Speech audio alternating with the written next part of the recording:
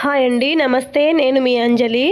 మన దేవీ నవరాత్రుల్లో అమ్మవారి 3వ రోజు ప్రసాదం కొబ్బరి అన్నం. మరి ఈ కొబ్బరి అన్నం ఎలా తయారు చేసుకోవాలో చూసేద్దామా? ఒక ప్యాన్లో 2 స్పూన్ల ఆయిల్ తీసుకొని, ఆయిల్ కాగాక కొన్ని పల్లీలు వేసుకొని వేయించుకోవాలి. పల్లీలు వేగాక కొన్ని జీడిపప్పు వేసి వేయించుకోవాలి. ఇవి కూడా వేగాక ఈ పప్పులను తీసుకొని పక్కన పెట్టుకోవాలి. ఇదే ఆయిల్లో పోపు కోసం 1/2 టేబుల్ స్పూన్ మస్టర్డ్ సీడ్స్ అంటే ఆవాలు, 1 టేబుల్ స్పూన్ మినపగుళ్ళు, 1 టేబుల్ స్పూన్ పచ్చిశనగపప్పు వేసి వేయించుకోవాలి. ఇవి కూడా బాగా వేగిన తర్వాత ఒక 1/2 ఇంచు అల్లాన్ని తరిగి వేసుకోవాలి. అల్లం బాగా వేగిన తర్వాత 4 పచ్చిమిర్చిని కూడా కట్ చేసి వేసుకోవాలి. తర్వాత కొంచెం కరివేపాకు వేయించుకోవాలి.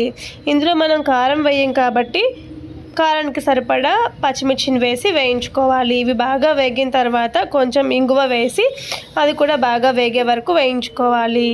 తర్వాత 1 కప్పు పచ్చి కొబ్బరి తురుమును వేసుకోవాలి. ఇది ఒక మీడియం సైజ్ కొబ్బరికాయలో హాఫ్ కొబ్బరికాయ అండి. హాఫ్ చిప్పని నేను క్లీన్ చేసుకొని కట్ చేసుకొని మిక్సీ వేసుకున్న తురుము ఇది బాగా మాడిపోకుండా లో ఫ్లేమ్లో వేయించుకోవాలి. ఇలా కొంచెం కలర్ వచ్చే వరకు లో ఫ్లేమ్లో మాడిపోకుండా వేయించుకొని దీనిలో 2 కప్స్ ఉడికించిన రైస్ వేసుకోవాలి. సరిపడినంత సాల్ట్ వేసుకోవాలి. మనం పక్కన పెట్టుకున్న పప్పులు కూడా వేసేసుకోవాలి.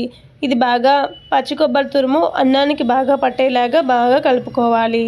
అంతేనండి, మన 3వ రోజు ప్రసాదం కోకోనట్ రైస్ రెడీ.